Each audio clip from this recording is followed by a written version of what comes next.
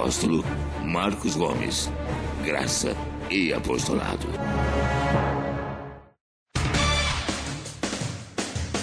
O Ministério Graça e Apostolado tem a satisfação de apresentar para você uma mensagem da graça e do amor de Deus com o nosso apóstolo Marcos Gomes. Você ouvirá agora uma mensagem extraída de uma de nossas reuniões com o poder transformador da graça e do amor de Deus. Essas mensagens têm transformado vidas, pois são essas as verdades que libertam.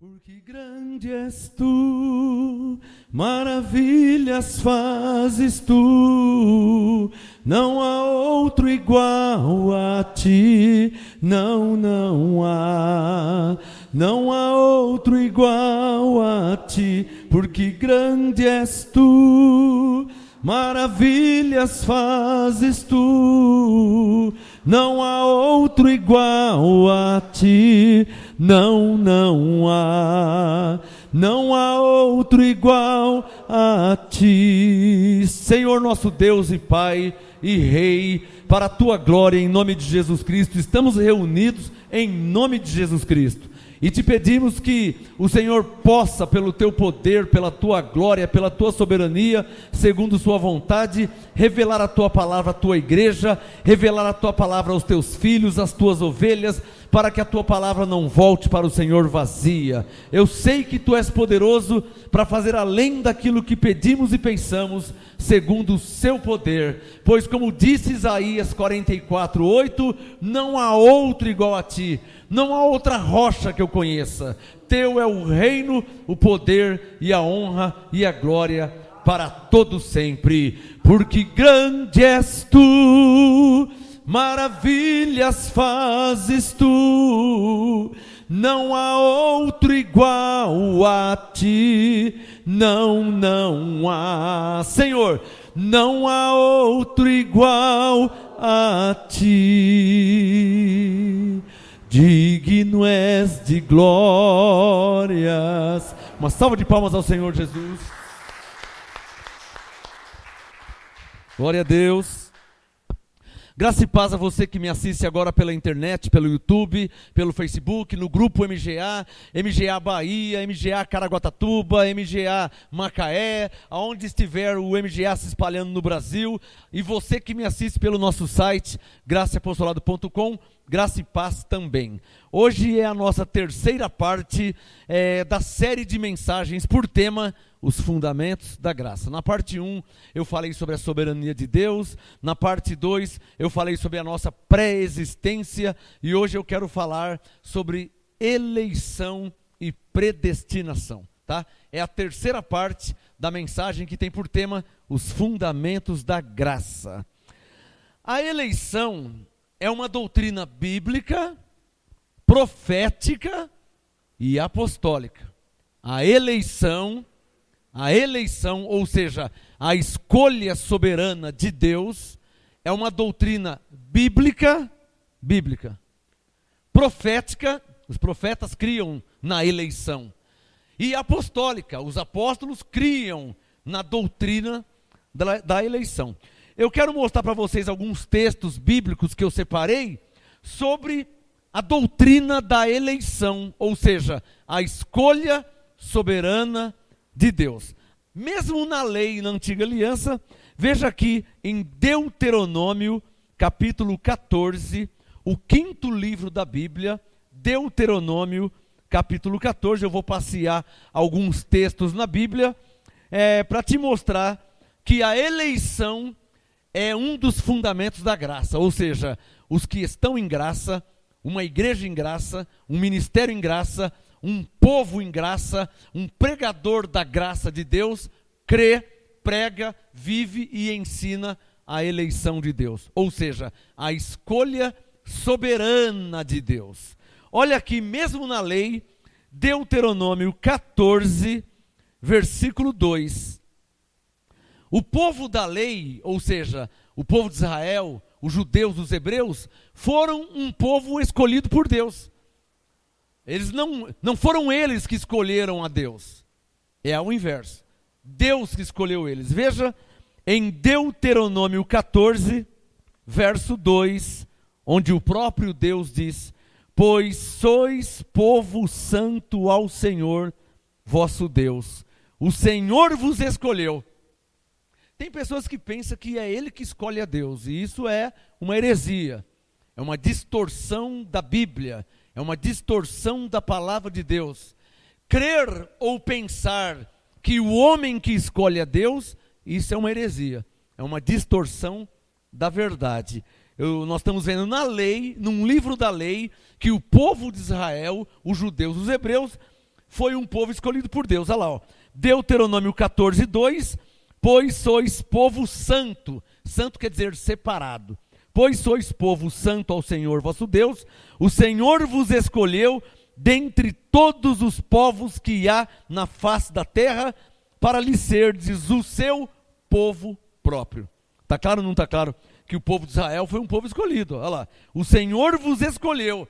É até bom você marcar na sua Bíblia, circule na sua Bíblia, Deuteronômio 14, 2, circule aí, ó, o Senhor vos escolheu dentre todos os povos que há na face da terra. Então, não são os povos que escolhem a Deus, foi Deus que escolheu o povo de Israel, os judeus, os hebreus. Vamos ver outro texto, porque eu tenho mais texto para ler. Vamos lá para os Salmos 33. O objetivo é mostrar para você que a eleição é uma doutrina extremamente bíblica. Ou seja, nós estamos crendo numa doutrina bíblica, profética e apostólica, a doutrina da eleição. Ou seja, a escolha soberana de Deus. Salmos 33, no meio da Bíblia, um texto que todo mundo conhece, mas geralmente as pessoas não lêem todo esse texto, né? Até se encaixaria naquela série de textos mal interpretados, que a pessoa, geralmente, os evangélicos, leem só um pedacinho dos Salmos 33, olha aí quem já achou, Salmos 33, versículo 12. Geralmente as pessoas só leem um pedacinho, mas tem que ler o texto completo. Salmo 33, 12. Bem-aventurada é a nação cujo Deus é o Senhor. Geralmente os evangélicos gostam de citar essa palavra. Já ouviu essa palavra? Salmo 33, 12. Bem-aventurado, olha lá, ó, bem-aventurada é a nação cujo Deus é o Senhor. É verdade, mas tem uma vírgula. O texto continua. Geralmente os pastores não lêem o restante do texto. Geralmente as igrejas não falam o restante do texto. Geralmente, os evangélicos no geral só falam Salmo 33, 12, bem-aventurada é a nação cujo Deus é o Senhor. E param aí. Mas o restante do texto diz o quê? Olha lá, ó. E o povo que ele escolheu para a sua herança. Está claro ou não está claro? Vocês que já vieram da lei, foram evangélicos tradicionais, vai lembrar que, pô, pastor, é verdade mesmo, eu estava lá no sistema e ele só falava um pedaço do versículo. Mas o texto inteiro, Salmo 33, 12, bem-aventurada é a nação cujo Deus é o Senhor e o povo que ele escolheu para a sua herança. Está claro ou não está claro? E nós fazemos parte desse povo. Eu estou lendo um livro da lei, Salmo 33, como eu li o Deuteronômio 14, são livros da lei, mas mesmo na antiga aliança, mostra a doutrina da eleição. Ou seja, gosto de deixar claro, a escolha soberana de Deus. Amém? Está claro ou não está claro?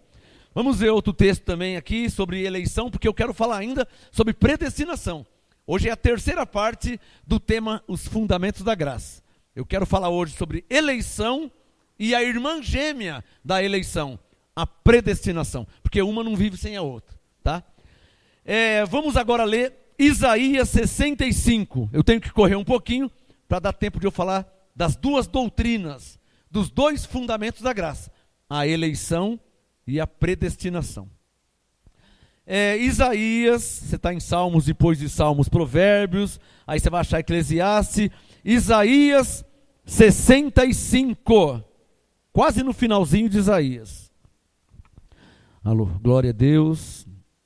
Isaías 65, quem já achou, diga amém. Versículo 21, eu estou mostrando na lei, na antiga aliança, Aliás, eu não vou ter tempo, mas eu poderia mostrar antes da lei, tá? Abraão foi um homem escolhido por Deus. Moisés foi um homem escolhido por Deus. Noé foi um homem escolhido por Deus. A família de Noé foi uma família escolhida por Deus. Vocês conhecem a história. Deus salvou a Noé e a sua família. Isso é o quê? Isso é uma eleição. É uma escolha. Muita gente, mas Deus escolheu Noé e a sua família. Isso é uma eleição. Deus escolheu Noé, Deus escolheu Abraão, Deus escolheu Isaac, Jacó, José. Deus escolheu, Ele separa pessoas segundo a sua vontade, segundo a sua soberania. Isaías 65, versículo 21. Livros da lei, livros proféticos, onde nos mostram que a eleição é uma doutrina bíblica. Portanto, um dos fundamentos da graça. Quem está em graça deve crer na eleição, ou seja, na escolha soberana de Deus. É Deus quem escolhe, não é o homem que escolhe a Deus, é Deus que escolhe o homem. A Bíblia nos dá essa base. Isaías 65, 21. Isaías 65, 21. Edificarão casas, Deus falando, e nelas habitarão. Plantarão vinhas e comerão o seu fruto. Isaías 65, 22. Não edificarão para que os outros nelas habitem, nem plantarão para que outros comam, pois os dias do meu povo serão como os dias da árvore, e os meus eleitos, não está escrito aí? Isaías 65, 22, Deus disse, os meus eleitos gozarão das obras das suas mãos até a velhice. O objetivo é te mostrar, não vai dar tempo de mostrar todos os textos de Gênesis e Apocalipse, porque senão, como eu falo, senão teria que fazer um seminário só sobre isso, e não é um seminário, é uma ministração. Então eu cito, te mostrando alguns textos na Bíblia, para que você tenha noção de que a eleição é uma doutrina bíblica, profética, e vou chegar também na apostólica, para te mostrar e deixar bem claro que um dos fundamentos de uma igreja em graça, um dos fundamentos de um ministério em graça, um dos fundamentos da graça é a eleição, ou seja, a escolha soberana de Deus. Está claro ou não está claro? Vamos lá para Jesus, João 15. Hoje é a terceira parte da mensagem que tem por tema os fundamentos da graça, o assunto eleição. A eleição, ou seja, a escolha soberana de Deus. Vamos lá aqui em João 15, eu creio que é um texto que todo cristão, evangélico ou não, ou apostólico, da lei ou em graça, conhece João 15, né? É um texto bem conhecido. João 15, 16. Agora já não é mais profetas falando, é o próprio Jesus. João 15, 16, um texto que todo mundo conhece. Quem tem Bíblia conhece João 15, 16. E aqui fala sobre eleição. O próprio Jesus falando sobre a doutrina da eleição. Ou seja, estou frisando várias vezes, a escolha soberana de Deus. Digam comigo, a eleição é a escolha soberana de Deus. João 15, 16, veja aí, ó. Jesus falou, não fostes vós que me escolhestes, mas fui eu que vos escolhi. Tem pessoas que pensam, a doutrina da eleição, ela tira a glória do homem e a dá a Deus. Essa é a função da doutrina da eleição. Eleição, quem elege, quem escolhe, eleger e escolher é a mesma coisa. Isso provém de Deus, não é o homem que escolhe a Deus, não é o homem que escolhe a Jesus, isso provém de Deus, Deus que escolhe o homem. Olha Jesus falando, João 15, 16, não fostes vós que me escolhestes, mas fui eu que vos escolhi e vos designei, algumas Bíblias dizem, vos enviei, para que vades e deis fruto, e o vosso fruto permaneça, a fim de que tudo que em meu nome pedirdes ao Pai, Ele vos conceda. Jesus deixou claro, não fostes vós que me escolheste, mas fui eu que escolhi a vós. Está claro ou não está claro? Jesus que escolheu. Deus que escolheu. Não é o homem que escolhe a Deus. E Paulo entendeu isso perfeitamente. Agora eu vou chegar na doutrina apostólica. Eu disse que a eleição é uma doutrina bíblica, está na Bíblia. Profética, os profetas criam, Deuteronômio 14, Moisés falando, Salmos, Davi falando, Isaías, o profeta Isaías falando, mas tem vários textos, só estou separando alguns, para que você perceba que a eleição é uma doutrina bíblica, não estamos inventando nada. Vocês creem que é Deus que escolhe, porque está assim na Bíblia, a Bíblia diz que foi Deus que escolheu.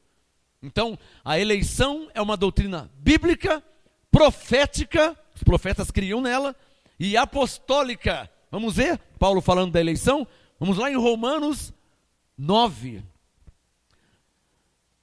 Romanos 9. Aqui fala da eleição, abertamente, explicitamente agora, aquele que, o arquiteto da graça, Paulo, o apóstolo dos gentios, ele vai falar agora da doutrina da eleição. Romanos 9, versículo 11. Aliás, eu vou ler desde o verso 8, para ficar bem claro. Romanos 9, 8. Romanos 9, 8, Paulo disse, isto é, não são os filhos da carne que são filhos de Deus. Essa carne aqui é filha do meu pai e da minha mãe. O Marcos Gomes é filho do seu Genésio Gomes e Flora de Oliveira Gomes. Então, por isso Marcos Gomes. A carne, Marcos Gomes. Mas o espírito, filho de Deus. O Marcos Gomes é filho de Genésio Gomes com Flora de Oliveira Gomes. Isso é o filho da carne. Mas Paulo está dizendo em Romanos 9,8 que não são os filhos da carne que são filhos de Deus. Ou seja, o filho de Deus é o meu espírito. Está claro ou não está claro? É o seu espírito que é filho de Deus. Não a carne, que é filha do seu pai e sua mãe. Romanos 9,8. Não são os filhos da carne que são filhos de Deus, mas os filhos da promessa são contados como descendência de Abraão. Pois a palavra da promessa é esta: por este tempo virei e Sara terá um filho. Presta atenção agora na história. Romanos 9, verso 9.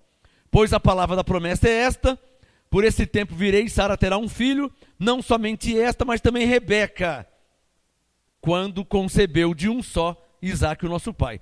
Agora vai entrar aqui o que eu quero. Romanos 9:11, Paulo falando. Contudo, não tendo eles ainda nascido. Eles quem? Continuando a leitura, vai falar sobre eles, no plural. Então, no mínimo, tem que ser duas pessoas, né? Não seria ele, no singular. Então, Romanos 9:11, eles, no plural, forçosamente tem que falar aqui, suponha que eu não conheço a palavra, eu vou ler, forçosamente vai ter que aparecer, no mínimo, dois nomes, para que seja eles. Romanos 9:11, contudo não tendo eles ainda nascido, nem tendo feito bem ou mal, olha lá, para que o propósito de Deus, segundo a eleição. Não está escrito aí? Está escrito ou não está escrito? E se tiver escrito? Eu creio. Olha lá, ó. Romanos 9:11. Contudo, não tendo eles ainda nascido, nem tendo feito bem ou mal, para que o propósito de Deus, segundo a eleição, ficasse firme. Para aí. É aqui que a maioria dos evangélicos não entendem. Tem gente que fala assim, mas se Deus escolhe um e não escolhe outro, então Deus foi injusto. Eles falam, se Deus escolhe... Quem fala isso é quem não conhece a Bíblia plenamente. Conhece pedacinhos da Bíblia. Então, quando a pessoa conhece pedacinhos da Bíblia, ela tem um falso entendimento. Quando se conhece a Bíblia plenamente e tem uma visão panorâmica da Bíblia, de Gênesis e Apocalipse, não adianta conhecer um pedacinho, tem que conhecer plenamente a palavra de Deus. E então se obtém uma visão panorâmica. É igual andar de avião. Já andou de avião? Quando você está de carro, você não tem uma visão panorâmica. De carro você só vê na reta ou dos lados, mas na horizontal. Quando você está num avião, você tem uma visão panorâmica. Lá do avião você vê tudo. Você vê a cidade inteira, você vê avenidas, você vê casas, você vê porque você tem uma visão, você está no alto, você tem uma visão panorâmica, ou seja, uma visão de tudo. É isso que eu estou falando. Quando se tem o pleno conhecimento da palavra de Deus, você passa a ter uma visão panorâmica. E aí você vai perceber que é ignorância dizer ou pensar que Deus foi injusto em escolher um e não escolher outro. Isso não passa de ignorância. Porque, aliás, além de ser ignorância, pensar que é injustiça de Deus escolher um e não escolher outro, além de ser ignorância, isso caracteriza pura falta de conhecimento bíblico. E o pior, não conhece a soberania de Deus. Quando uma pessoa, e fica pior quando essa pessoa é crente, cristão, seja de qual igreja for, fica pior. Quando uma pessoa pensa, ou acha, ou fala para as pessoas, ou diz, mas se Deus escolheu um para salvação e outro para perdição, então Deus foi injusto. Essa pessoa está dizendo assim, alô, eu não conheço nada e nem entendo nada sobre a soberania de Deus. Ele está querendo dizer isso. Quer que eu fale de novo? Quando um crente, ele fala ou ele pensa que Deus foi injusto em escolher um e não escolher outro, quando ele pensa que Deus foi injusto, ele está sendo ignorante. E dizendo, olha, eu não entendo nada sobre a soberania de Deus. Eu estou pensando que é o homem que previa o seu futuro, que é o homem que escolhia o seu futuro. Eu não entendo nada sobre os propósitos de Deus, eu não entendo nada sobre os planos de Deus, eu não entendo nada sobre a soberania de Deus. Me desculpem, ele está querendo dizer isso. Quando ele fala, ou quando ele pensa que foi injustiça da parte de Deus, escolher um para a salvação e outro para a perdição. Está me entendendo? Não são vou ler o restante. Não são poucas as pessoas que pensam assim. Eu já ouvi isso. Ó, quanto tempo que eu já ouvi várias pessoas. Então se Deus escolheu um para a salvação e o outro para a perdição, então Deus foi injusto. As pessoas ainda falam nervoso ainda. Já teve pessoas que falaram isso para você? Já viu pessoas assim? A pessoa fica nervosa. Mostrando a ignorância. Manifestando a ignorância. Como é que você pode ficar nervoso por uma decisão de Deus? Está aqui, um homem e uma mulher. Quem se fez de mulher? Deus. Quem se fez de homem? Deus. Como é que eu posso ficar nervoso com isso? Mas se Deus te fez mulher, você é mulher. Glória a Deus. Se Deus te fez homem, você é homem. Glória a Deus. Cabe a mim entender e aceitar. Isso é soberania. A mulher está grávida, vai nascer. Não, eu quero que seja menino. Aí nasce menina. Eu tenho que aceitar, isso é soberania. Isso provém de Deus. Eu quero que seja menina. Aí nasce menino. Eu tenho que aceitar. Isso é soberania de Deus. Está claro ou não está claro? Eu não posso ficar nervoso com uma decisão de Deus. Senão prova a minha ignorância. Está claro? Vamos continuar o texto? Vai ficar claro o porquê que eu disse que quando uma pessoa pensa ou fala, se Deus escolheu um para a salvação e outro para a perdição, então Deus foi injusto. Vai ficar claro por que eu disse que isso é ignorância. Você quer ver?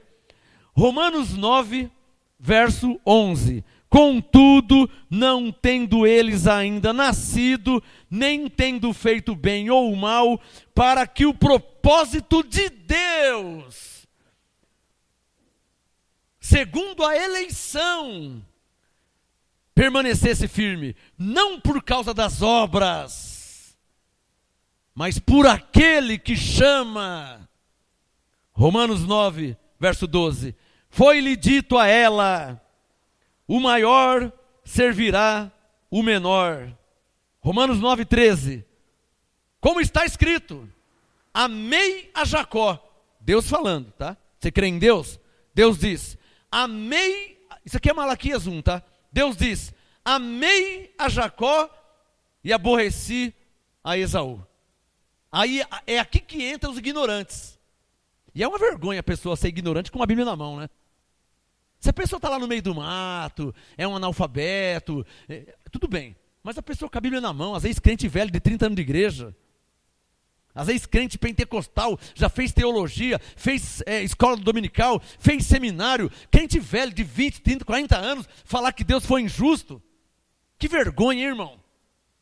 está com uma Bíblia na mão, não conhece a palavra de Deus?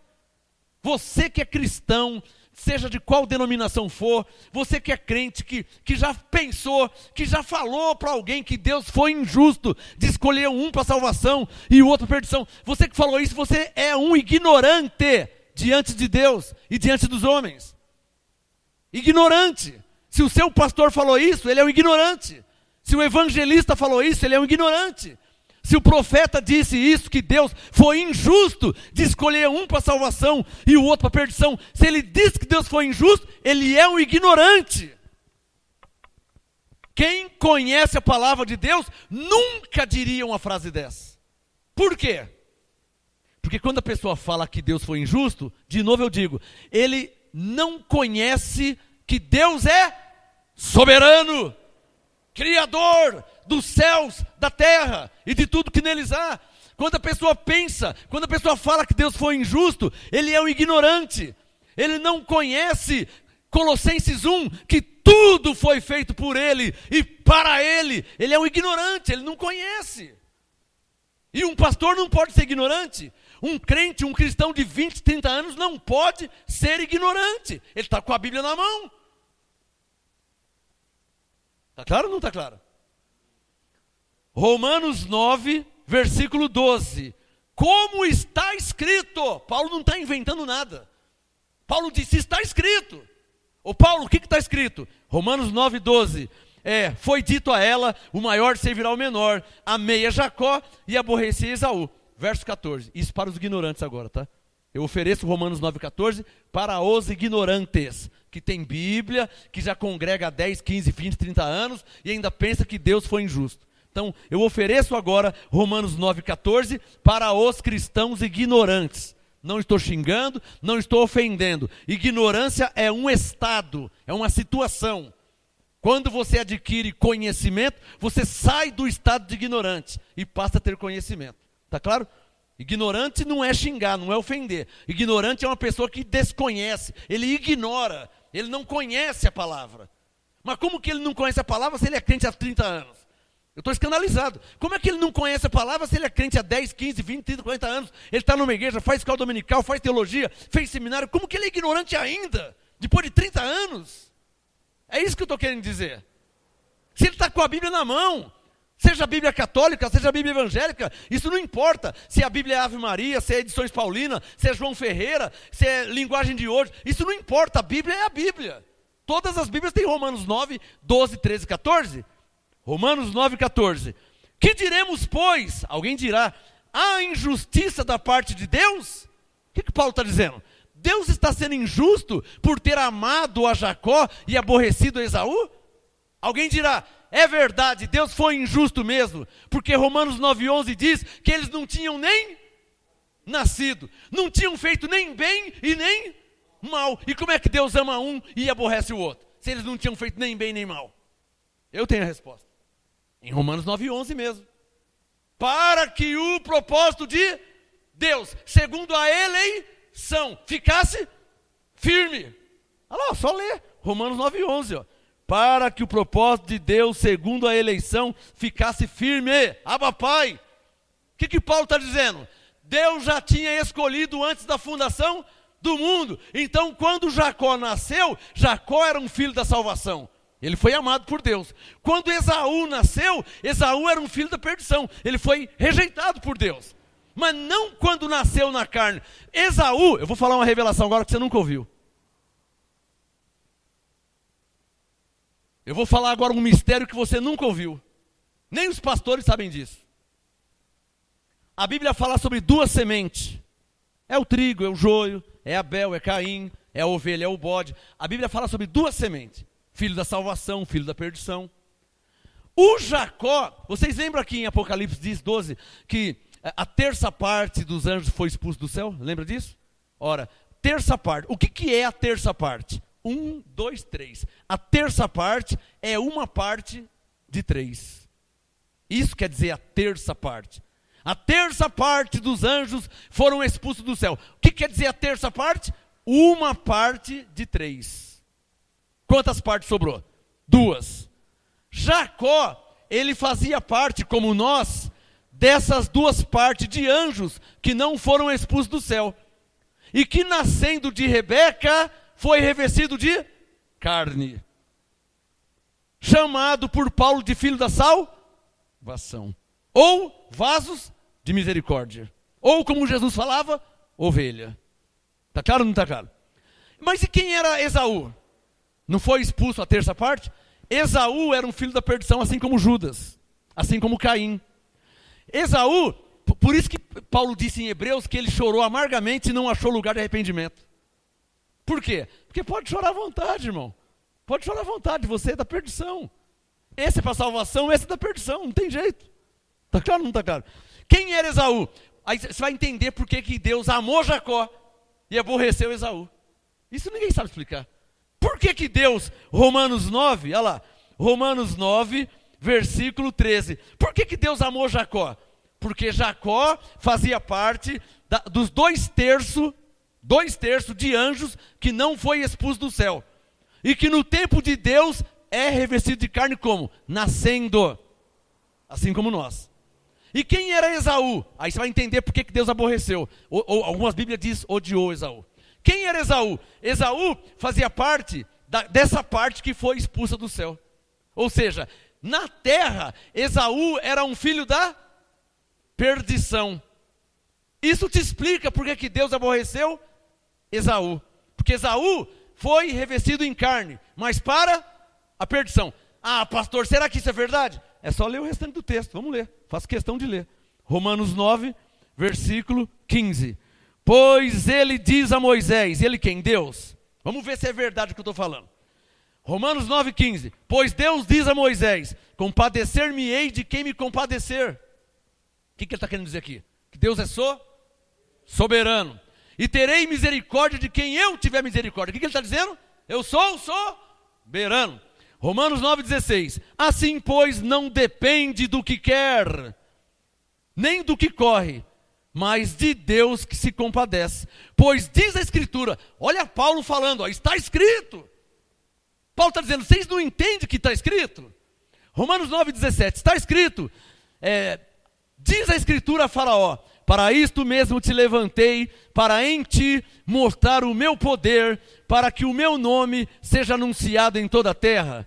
Romanos 9,18. Logo, pois, ele se compadece de quem quer, porque ele é soberano, e endurece a quem quer. Por quê? Porque ele é soberano. Logo, não existe, se Deus endurece a quem quer, então não existe ateu. Quer que eu fale de novo? Romanos 9,18. Se Deus endurece a quem quer, então não existe ateu. Não existe ateu. Ateu é um pensamento, é uma filosofia de um homem soberbo e orgulhoso que se diz, ou que diz, não crer em Deus.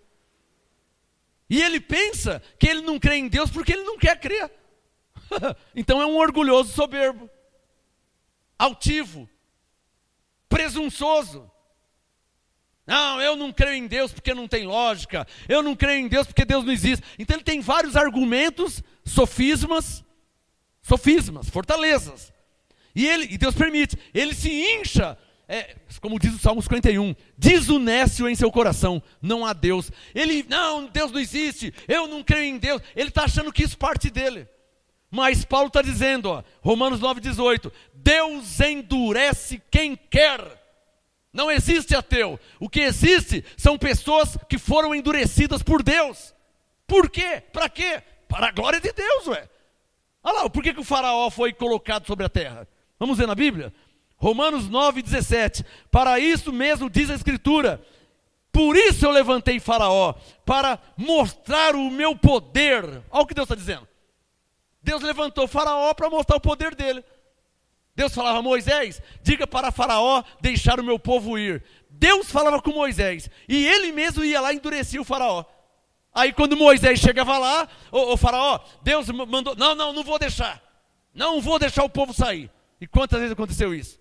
Quantas vezes Moisés foi falar com o Faraó? E o Faraó era ateu? O Faraó não era ateu. Paulo está dizendo, Faraó tinha sido endurecido. E quem que endurece? Deus. E quem que se compadece? Deus.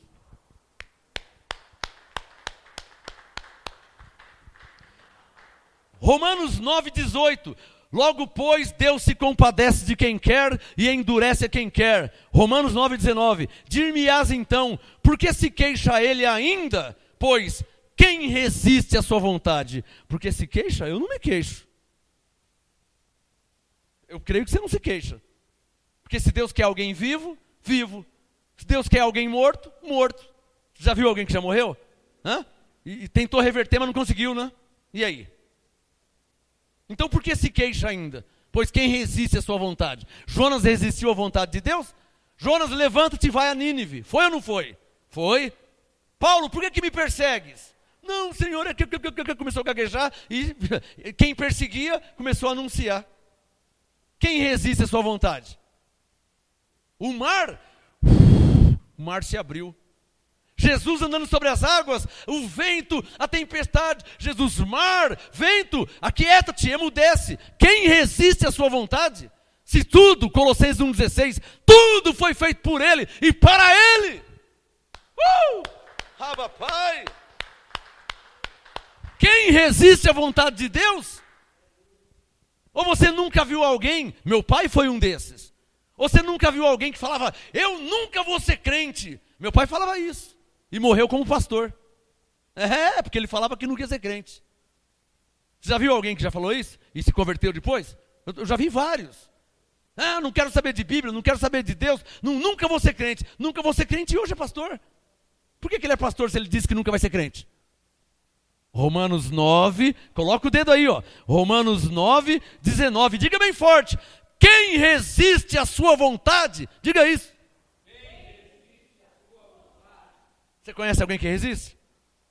Resistiu, Pedra? Resistiu? Eu não resisti.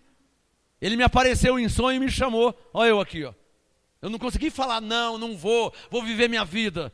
Não consegui. Ele me apareceu em sonho, a presença dele me constrangeu, porque eu me senti um piolho diante de Deus, um homem carnal, terreno, cheio de falhas e defeitos, me senti um camundongo diante de Deus, eu não tinha o que fazer, eu precisava dele. Eu não consegui mais viver minha vida sozinho. Quem resiste à sua vontade? Moisés não resistiu, Abraão não resistiu, Noé não resistiu, ninguém na Bíblia resistiu. Romanos 9, 20. Pastor, você disse que ia falar de o Jacó e o Esaú. Vou falar. Eu vou mostrar que o contexto está dizendo que o Esaú era um filho da perdição, um vaso da ira. E o contexto diz que Jacó está falando que é um vaso de misericórdia, filho da salvação. Porque na letra, teologicamente falando, na letra, o contexto não fala de mim e de você. Fala de Jacó e Esaú. Quer ver? Olha lá. Ó. Romanos 9, verso 20. Mas, ó homem, quem és tu que a Deus replicas? Essa pergunta aqui é de Paulo, para aquele que fala assim, onde se viu Deus escolheu um e não escolheu outro? Aí Paulo falou, Romanos 9, 20. Ó homem, quem és tu que a Deus replica? Dirá a coisa formada ao que a formou? Por que me fizeste assim? Ô irmã, você pode dizer para Deus, dando uma bronca em Deus, Senhor, por que o Senhor me fez mulher? E você pode falar dando uma bronca em Deus, Senhor, por que o Senhor me fez homem? Dirá a coisa formada ao que o formou, por que me fizesse assim? Você pode falar isso? Porque se falar isso, vai provar a sua ignorância. Se você falar isso, por que me fizeste assim? Está provando a sua ignorância. Ignorância do quê? Que você não sabe que Deus é soberano. É o primeiro fundamento da graça, soberania de Deus. Deus é soberano e age como tal. Mas se eu não quiser, não quiser. Deus é antes de você. Você foi feito, você foi criado. Você não se criou, você não se formou, você não se fez, você foi feito, você foi criado por alguém que é criador. Por isso que a Bíblia nos chama de criaturas. Novas criaturas em Cristo. Novas criaturas, ou seja, na lei eram velhas criaturas. E na graça, novas criaturas, mas continua sendo criaturas. Criaturas criadas por quem? Por um Criador. Por isso que Efésios 4:6 diz que há um só Deus e Pai de todos. Está claro ou não está claro? Romanos 9, versículo 20. Ó homem, quem és tu que a Deus replicas? Algumas Bíblias dizem, quem és tu que a Deus contendes? Ou com Deus contendes? Fica discutindo com Deus. Por que me fizesse assim? Romanos 9, 21. Aí Paulo pergunta, né? Ou não tem o oleiro poder sobre o barro para da mesma massa fazer um vaso para a honra e outro para a desonra? Alô? Teologicamente, na letra, sem revelação nenhuma, na letra, no contexto, Paulo está dizendo de Jacó e Esaú. Por quê? Porque aqui em Romanos 9, 21, ele disse, ó, um vaso para a honra e outro para a desonra. De quem que ele está falando? Se em Romanos 9, versículo 13, ele diz que Deus amou a Jacó e aborreceu Esaú, de quem que ele está falando? Quem que é esse vaso de honra que foi feito por Deus? E quem que é o vaso de desonra que foi feito por Deus? Se em Romanos 9, 13 está aqui os dois nomes. Eu estou lendo só a letra, a língua portuguesa. Não estou lendo como profeta, não estou lendo como apóstolo. Estou usando a letra crua, a língua portuguesa. O contexto da carta está falando sobre duas pessoas, Jacó e Esaú.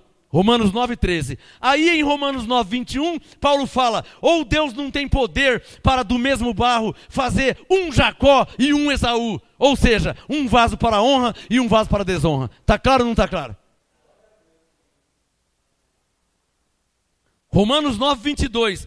Tem pessoas que não entendem ainda, Paulo insistiu. Romanos 9, 22. E que direis se Deus, querendo mostrar a sua ira e dar a conhecer o seu poder, suportou com muita paciência os vasos da ira, preparados para quê? Para a perdição. Por que Paulo está explicando isso? Por que Paulo está explicando que vaso da ira é preparado para a perdição? Por que ele está explicando isso aí? Porque em Romanos 9, 14, Paulo disse, a injustiça da parte de Deus? Ou seja, Deus está sendo errado por ser soberano? Não tem nem lógica essa pergunta, né? Como é que alguém pode achar que Deus está errado se Deus é soberano? Sabe o que quer dizer soberano? Senhor absoluto. Como é que alguém pode pensar que Deus está errado? Como alguém pode pensar que Deus foi injusto em amar Jacó e aborrecer Esaú? Aí Paulo começou a explicar, de maneira nenhuma, Deus não é injusto. Da mesma massa, ele fez um vaso para a honra e um para a desonra. Verso 13, ele amou Jacó e aborreceu Esaú. Verso 21, 22, um foi feito para a honra, vaso de misericórdia, e outro para a ira, vaso de perdição, filho da perdição. É isso que ele está explicando. Está claro ou não está claro?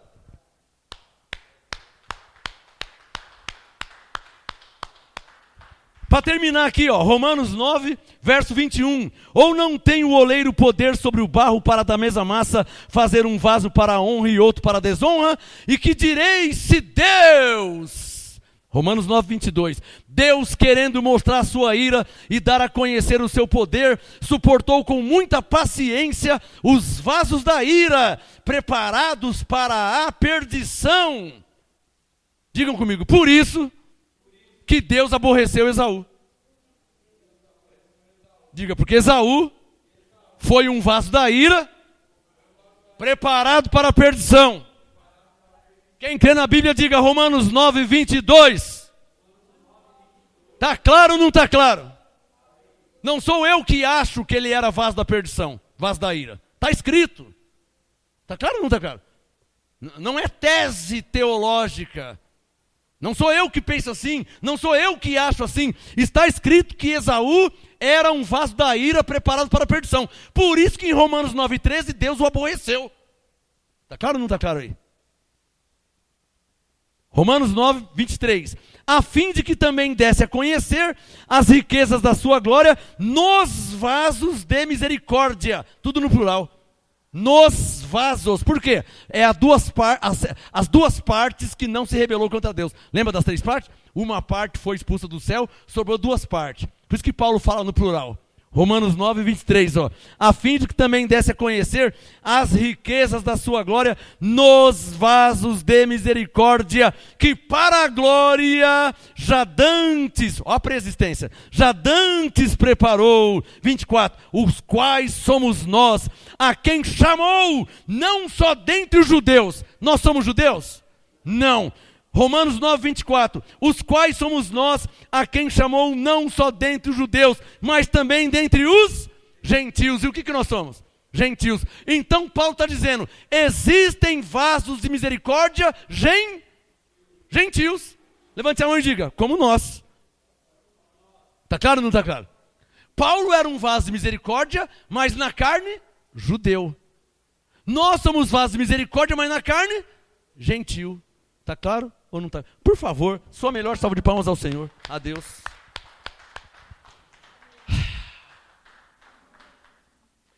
Bom, deixa eu ver como está meu tempo aqui. Vamos ler para terminar esse assunto de eleição. Eu estou resumindo bastante, hein? Estou apertando até não querer mais, porque se eu for falar o que tem que falar, eu vou fazer um seminário. Efésios 1, para fechar esse assunto sobre eleição. Tá? Fechar temporariamente, só nessa ministração. Hoje é a terceira parte da mensagem Os Fundamentos da Graça. Parte 3. O assunto agora é eleição. Daqui a pouco eu vou falar sobre predestinação. Eleição. Efésios 1. Olha lá, ó, depois de Romanos. Efésios 1, 4. Um texto que todo mundo conhece. Que é um fundamento da graça. Diga comigo, a eleição é a escolha soberana de Deus. Diga, a eleição é um fundamento da graça. Ou seja, quem está em graça, uma igreja em graça, um ministério em graça, um pastor em graça, um crente em graça, um povo em graça, vai crer na doutrina da eleição, que é Deus quem escolhe. Está claro ou não está claro? É Deus quem escolhe. Diga, porque Deus é soberano. Efésios 1, versículo 4. Olha aí. Ó. Aqui é a doutrina da eleição. Um texto que todo mundo conhece. Efésios 1, 4. Pois nos elegeu. Elegeu, escolheu. Eleição. Pois nos elegeu nele. Quando? Aqui tem duas doutrinas. Dois fundamentos em Efésios 1, 4. E no verso 5, mais um fundamento. Em 2 versículos, 4 e 5, eu te mostro 3 fundamentos da graça. 3. Você quer ver? O primeiro fundamento da graça, Efésios 1, 4. Pois nos elegeu, nos escolheu. Isso é um fundamento, a eleição. O segundo fundamento, antes da fundação do mundo. Aqui fala da pré-existência. Já falei isso na segunda parte, tá? Agora é a terceira parte. Se você assistir a segunda parte, você vai ver lá, ó, a pré-existência. A pré-existência é um fundamento bíblico, profético e apostólico. Portanto, um fundamento da graça. Então, em 2 versículos, 3 fundamentos. Primeiro fundamento, pois nos elegeu. Segundo fundamento, pré-existência, antes da fundação do mundo, para sermos santos e irrepreensíveis diante dele em amor. Terceiro fundamento, em amor nos predestinou. Olha lá, ó. Terceiro fundamento da graça, predestinação. Eu não prego o que eu penso, eu não prego o que eu acho, eu prego o que está escrito. Leio, creio, prego e ensino o que está escrito. Entender, não sou eu que faço entender, é o Espírito Santo. Cabe a um homem de Deus ou a mulher de Deus pregar, ler e ensinar como está escrito. Fazer entender, isso é responsabilidade do Espírito Santo, de Deus, não nós. Eu não faço ninguém entender. Eu apenas prego e ensino como está escrito. Está claro ou não está claro? Efésios 1, 4, finalzinho do verso 4. Em amor nos predestinou. Como é que nós conhecemos a doutrina da predestinação? Porque por vezes você vai ver a predestinação sem estar escrito predestinação. Ou sem estar escrito predestinou. Então como é que nós conhecemos a doutrina? Como é que nós vemos? Como é que nós enxergamos na Bíblia? Como é que se conhece a doutrina da predestinação, mesmo quando não tiver escrito predestinação? Como? Vou te ensinar para você nunca mais esquecer. Coloca o seu dedo no versículo 5. Efésios 1, 5. Em amor nos predestinou. Para aí. Depois do predestinou, está escrito o quê? Para. Não, para. Só o para. Não está escrito para? Em amor nos predestinou. Quero ouvir. Hã? Para. Esse para mostra o propósito de quem? De Deus. Eu não sei qual que é o propósito. Eu vou ler a Bíblia e vou saber. Eu não sei qual que é. Eu sei que Deus predestinou. Qual o propósito de Deus predestinar? Vamos ver. predestinou para sermos filhos de adoção por Jesus Cristo. Ah, então está aqui, está claro. Dá um sinal, está claro ou não está claro? Aí caracteriza a predestinação. Pré-destino. Ou seja, um destino já pré-determinado. Por isso, pré-destino, predestinação. Só Deus pode e pôde predestinar. Só Deus. O homem não tem essa capacidade. Por quê, hein? Porque o homem não vê o futuro. Lembra das suas filhas, Pedro?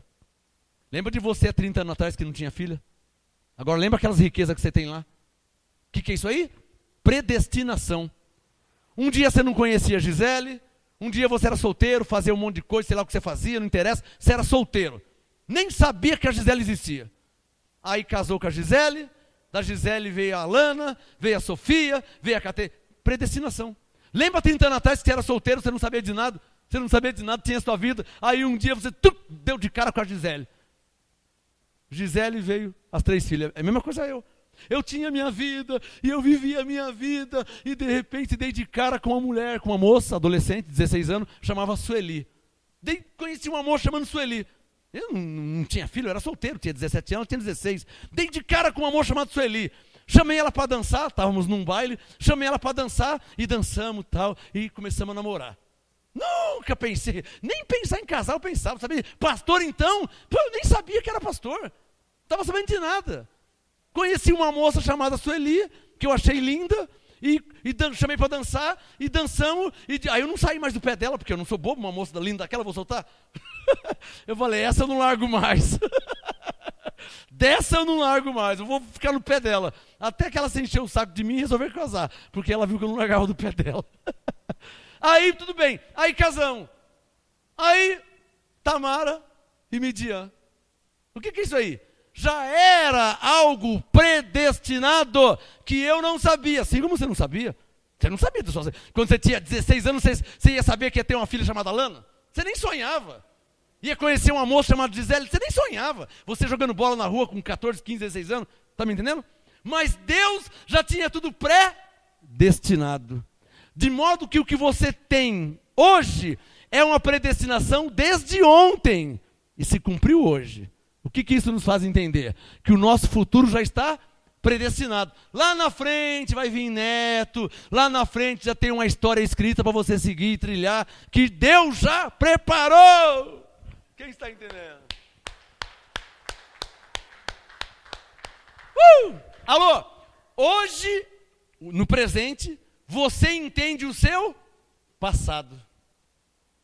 E por que você não entende o futuro? Porque ele não chegou ainda. Quando o futuro chegar, hoje vai ser o quê? Passado. Está me entendendo? Quando o futuro chegar, hoje, esse dia aqui, vai ser passado. Aí você vai olhar para trás. Nossa, aquele dia o apóstolo falou. Você está olhando para trás. Nossa, ele falou algo tal, e agora, no futuro, nossa, olha aqui, agora aconteceu isso, eu casei, eu comprei, eu adquiri, eu fui para outro país, e eu conheci o fulano, Quer dizer, hoje você entende o ontem.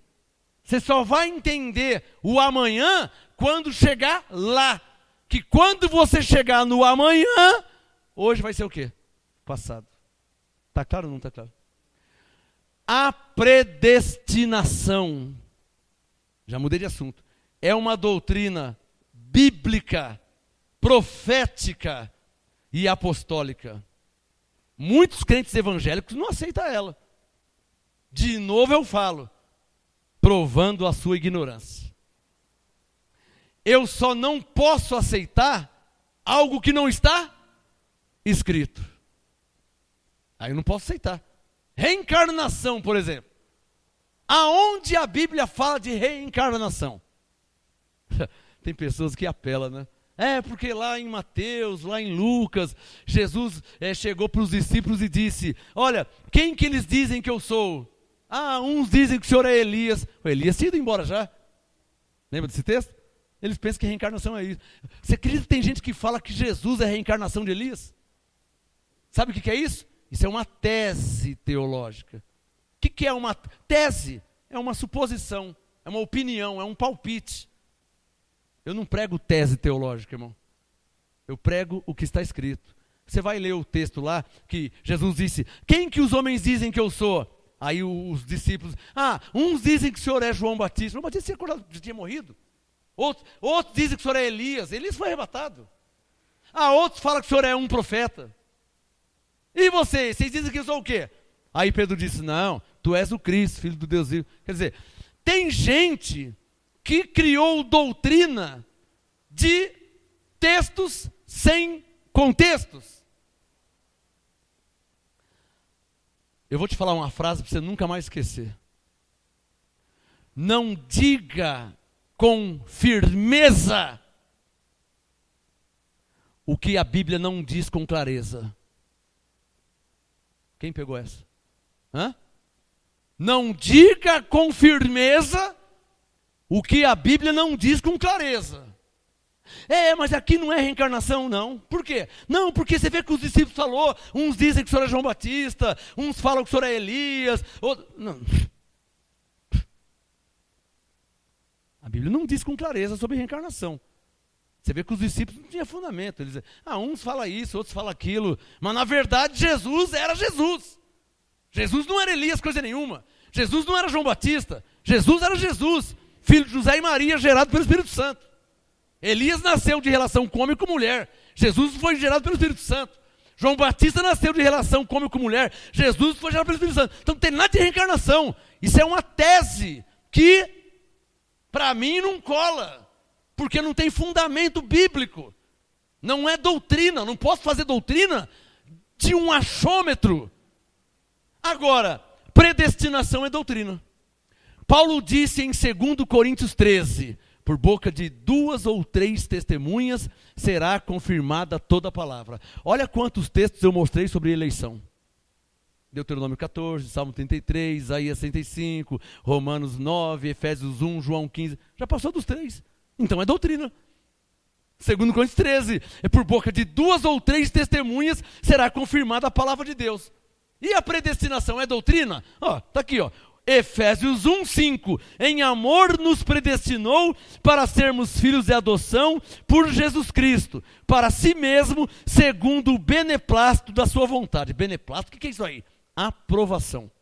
Segundo a aprovação da sua vontade. Ou seja, quando Deus foi predestinar, sabe quem que ele consultou para predestinar alguém? Sabe quem? Diga, a sua própria vontade. Eu vejo Deus assim, deixa eu ver se eu quero predestinar. Deixa eu pensar, deixa eu ver se eu predestino ou não. Deixa eu ver qual que é a minha vontade. Sabe quem que Deus consultou para predestinar? Ele consultou a sua própria vontade. Olha lá, Efésios 1, versículo 5. Segundo o beneplácito, segundo a aprovação, segundo o consentimento da sua vontade. Já é um texto, não é? Lê o versículo 11. Eu estou pulando, senão não vai dar tempo. Efésios 1, 11. Porque eu disse, segundo Coríntios 13, por boca de 2 ou 3 testemunhas, será confirmada a palavra. Então, para que seja doutrina, tem que ter no mínimo 2 ou 3 fundamentos bíblicos. Para que seja doutrina. Então, os fundamentos da graça, parte 1, eu falei sobre soberania de Deus. Eu mostrei N textos provando que Deus é soberano. Então é doutrina. Soberania é doutrina. É fundamento. A segunda parte, eu falei sobre o quê? Sobre pré-existência. Mostrei vários textos que o nosso espírito já existia antes da carne nascer. Então é doutrina, é fundamento. Hoje, eu falei sobre o quê? Sobre eleição. Mostrei vários textos bíblicos mostrando e provando que a eleição, ou seja, a escolha soberana de Deus é doutrina. Mostrei várias vezes. A predestinação, estou mostrando que é uma doutrina, ou seja, olha Efésios 1:11. Efésios 1:11. Nele digo, em quem também fomos feito herança, havendo sido predestinados.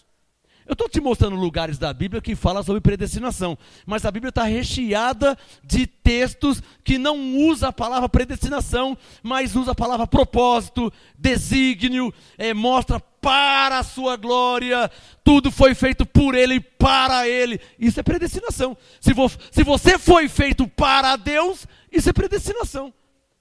Eu nasci para a glória do Senhor. Isso é predestinação. Eu nasci para a glória do Senhor. Eu não nasci para outra coisa, eu nasci para a glória. Isso é predestinação, porque tem o para, que é o que mostra o motivo, o porquê, a razão. Quem está entendendo? Estou terminando em 3 minutos, hein? Efésios 1:11.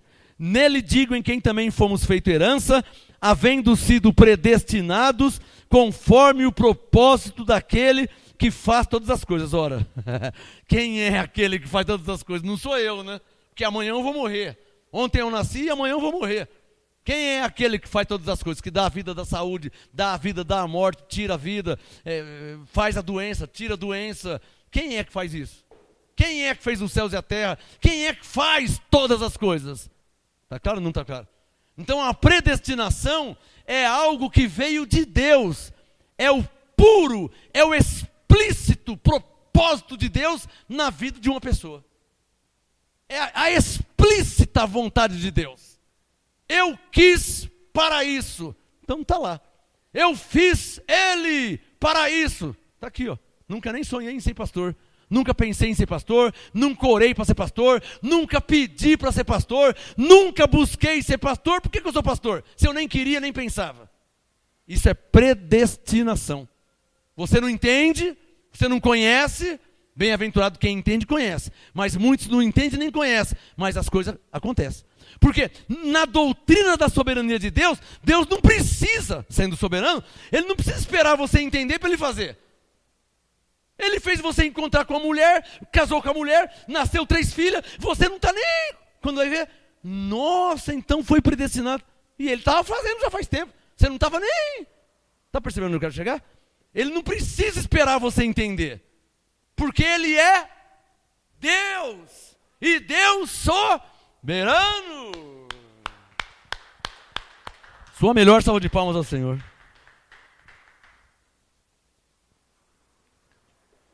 Está claro que eu estou resumindo e apertando o máximo, senão não dá tempo, que eu estou correndo contra o relógio. Para terminar em 3 minutinhos, Romanos capítulo 8, para terminar, por favor. Só para mostrar para você na Bíblia, tá? Que um dos fundamentos da graça é a eleição e a predestinação. Não existe uma igreja em graça que não crê em eleição e predestinação. Não vem com essa conversa que é o homem que escolhe a Deus, que isso aí é heresia, tá? Ah, foi eu que escolhi. Você não escolheu nada, tá? Você não tinha nem nascido. Efésios 1:4, Deus que te escolheu antes da fundação do mundo, tá? Efésios 1:5, Ele te predestinou para, então Deus tinha um propósito. Você não escolheu nada, você não sabia de nada, você não conhecia, você não entendia. Toda a glória é para Deus que já tinha determinado tudo antes para a glória dele. Está claro ou não está claro? Para terminar, Romanos 8, versículo 29, aqui fala da pré-existência. Aqui fala da predestinação. Paulo falando. Romanos 8, 29. Pois os que dantes conheceu. Dantes conheceu quando? Efésios 1:4. Antes da fundação do mundo. Está claro ou não está claro? Então aqui tem uma doutrina. Os que dantes conheceu, então é a doutrina da pré-existência. Ele te conheceu de antemão. Romanos 8, 29. Pois os que dantes conheceu, também os predestinou. Olha lá. Se alguém queria 3 textos, Efésios 1:5, em amor nos predestinou. Efésios 1:11, nos predestinou segundo o seu propósito. Romanos 8, 29, olha lá, os que dantes conheceu também os predestinou. 3 textos. Você não vai falar que a Bíblia está errada, né? Hã? Não vai dizer que... Não, é que eu não entendo. Ah, então isso é outro assunto. Você não entendeu uma coisa, você não pode falar que a Bíblia está errada. Você está lendo na sua Bíblia. Amém? Para terminar... Romanos 8, 29. Pois os que dantes conheceu, também os predestinou. Ao para. Está claro? Predestinou para quê? Ao propósito. Para serem conformes à imagem de seu Filho. Ou seja, você não é a imagem de Cristo porque você quis ser a imagem de Cristo. Porque você decidiu ser a imagem de Cristo. Porque você aceitou ser a imagem de Cristo. Você é a imagem de Cristo porque você foi predestinado para ser a imagem de Cristo. Está claro ou não está claro? E quem é que fez isso? Quem predestinou para isso? Quem? Deus. Está claro ou não está claro? Romanos 8, 29. Pois os que dantes conheceu, também os predestinou para serem conformes à imagem do seu Filho, a fim de que ele seja o primogênito entre muitos irmãos. A predestinação é um fundamento da graça, é uma doutrina bíblica, profética e apostólica. Para terminar, Romanos 8,30, e aos que predestinou, a estes também chamou, e aos que chamou, a estes também justificou, que é a doutrina da justificação. Aos que justificou, a estes também glorificou. Aí as pessoas geralmente lê só o verso 31, né? O que diz Romanos 8,30? As igrejas os pastores são tão falsários, desculpa usar essa expressão, que por décadas eles só leem Romanos 8,31. Fazem adesivo, colocam no carro, fazem camisa, mas você não vê nenhum adesivo de Romanos 8,30, né? Você não vê adesivo de Romanos 8,29. Você só vê adesivo de Romanos 8,31 que diz: que diremos, pois, a estas coisas? Então fazem adesivos e fazem camisetas escrito: se Deus é por nós, quem será contra nós? Isso aqui é hipocrisia, tá? Isso aqui é hipocrisia, porque você é crente há 30, 40 anos e o pastor só cita esse versículo de Romanos 8,31. E Romanos 8, 29 e 30, ele nunca leu para você? Ele nunca te ensinou isso? Está claro ou não está claro? Talvez você é crente velho, já passou em várias igrejas e conhece de cor e salteado Romanos 8,31. Né? Ah, se Deus é por nós, quem será contra nós? Quem é que não conhece esse texto? E por que você não vê ninguém citando Romanos 8,29? Não é verdade? Romanos 8,29 não é verdade. Só o 31 que é verdade. Romanos 8,30 não é verdade. Só é verdade Romanos 8,31. Eu fico indignado com isso aí. Agora pensa por você. Lembra de você quando você estava na lei, no sistema. Vê aí se você foi ensinado Romanos 8,29. Vê aí se você foi ensinado Romanos 8,30. Só liam um 31. E para terminar, eu quero deixar claro que o Romanos 8,31, quando Paulo disse: que diremos, pois, a estas coisas? Quais coisas que ele está falando? Do verso 29 e 30. Os que dantes conheceu, também os predestinou. 30. Aos que predestinou, também chamou. Aos que chamou, também justificou. Aos que justificou, também glorificou. Aí Paulo disse, quem é que vai dizer sobre essas coisas que Deus fez? Se Deus é por nós, quem será contra nós? Ou seja, se Deus nos predestinou, se Deus nos chamou, se Deus nos justificou, se Deus nos glorificou, quem será contra o que Deus fez? É isso que Paulo está falando. Quem entendeu, aplaude o Senhor. Graça e paz. Me aguarde a quarta parte, hein? Quarta parte, me aguarde aí. Já volto.